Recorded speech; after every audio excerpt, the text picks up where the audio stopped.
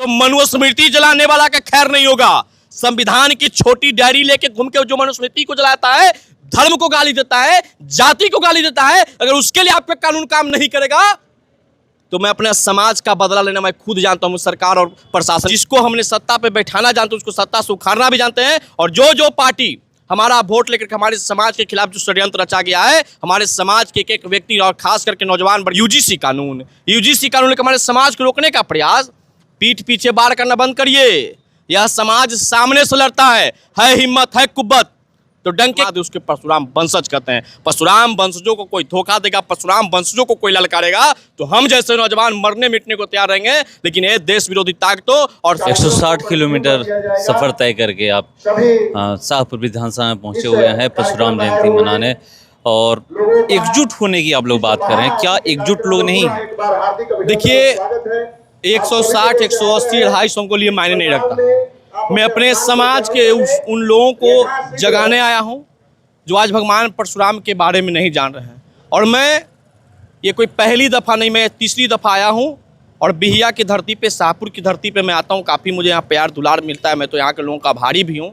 और मुझे एक बात का खुशी मिलता है कि यहाँ के लोग जितना भगवान परशुराम के जयंती के लेकर के एग्रेसिव होते हैं, एक्टिव होते हैं, जितना जागरूक है, इनसे हर जिला के लोगों को, हर लोगों को समझना चाहिए। और एक एक घर में आराध्य श्री भगवान परशुराम जी का पूजा अर्चना हो। जिस प्रकार से लोग रामनवमी पूजा अर्चना करते हैं, कृष्ण जन्माष्टमी पूजा अर्चना करते हैं, क्या बोलता है कि महाशिवरात्रि का पूजा अर्चना करते हैं, दुर्गा माता की पूजा अर्चना करते हैं, उसी प्रकार से जब भगवान परशुराम अक्षय तृतीया के दिन जब इनकी जयंती मनाया जाता है तो इनकी जयंती हर घर में, हर दरवाजा पे मने। और भगवान परशुराम की वीरता, भगवान परशुराम की जो न्याय के लिए लड़ाई लड़ते थे, अराजकता के खिलाफ लड़ाई लड़ते थे, उनकी पूरी इतिहास को अपने आने वाले भविष्य का, अपने आने वाले कल को बताएं।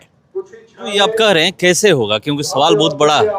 देखिए इस बार बहुत खुशी का अवसर है कि हम लोग लगातार इस चीज़ के लिए प्रयत्नशील थे। और आज हम लोग लगता है कि उस मुकाम पे पहुंच रहे हैं कि देश के कोने कोने में भगवान परशुराम जयंती मनाया गया। जिस कश्मीर से ब्राह्मणों को खदेड़ करके भगाया गया था, मैं आज गर्व से कह सकता हूं वो कश्मीर भी मेरा था। और उस कश्मीर में भी हमने परशुराम जयंती मना के अपने इतिहास को दोहरा दिया। मगर तमिलनाडु में क्या हुआ? देखिए तमिलनाडु में कुछ लोग राजनीतिक षड्यंत्र के तहत मुझे रोकना चाहते हैं। एक भी पार्टी, तो आप एक चीज बता देते हैं, लोग कहते हैं कि संख्या में कम है। अरे भाई मैं संख्या में कम हूं लेकिन कमजोर नहीं हूं।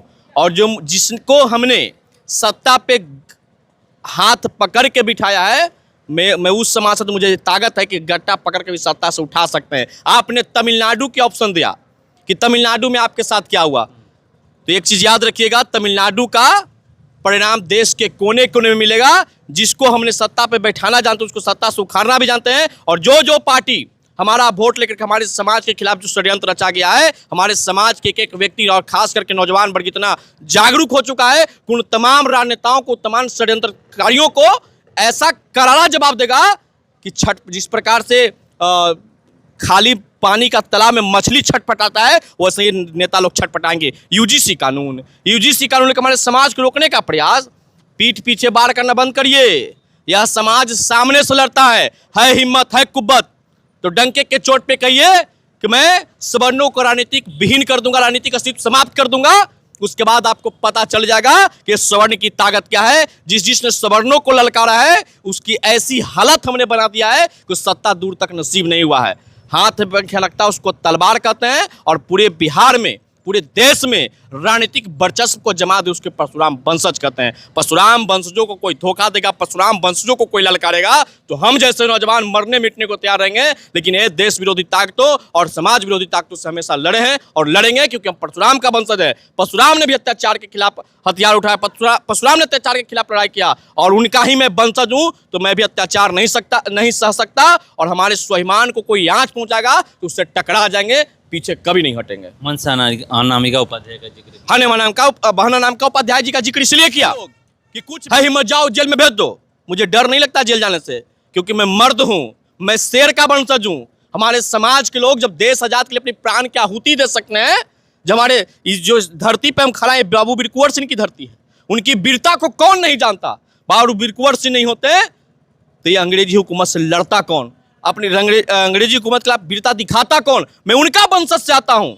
मैं कहता हूं कि बहना नाम का उपाध्याय के साथ जिस प्रकार से अत्याचार हुआ है, बहना नाम का उपाध्याय ने कौन सी गलत बात कर दिया कि आपने उसको जेल के अंदर डाल दिए और बाकी सारे लोग घड़ियालू आंसू बहा रहे हैं कि महिला बिल, एक शेरनी महिला को आपने जेल में डाल करके साबित किया है। बहन को रिहा करिए, न तो मनुस्मृति जलाने वाला का खैर नहीं होगा। संविधान की छोटी डायरी लेके घूम के जो मनुस्मृति को जलाता है, धर्म को गाली देता है, जाति को गाली देता है, अगर उसके लिए आपका कानून काम नहीं करेगा तो मैं अपने समाज का बदला लेना मैं खुद जानता हूं। सरकार और प्रशासन की आवश्यकता नहीं है। नदी नाला सरकार का, बाकी सब किसका है जो तो पता ही आप लोगों का है।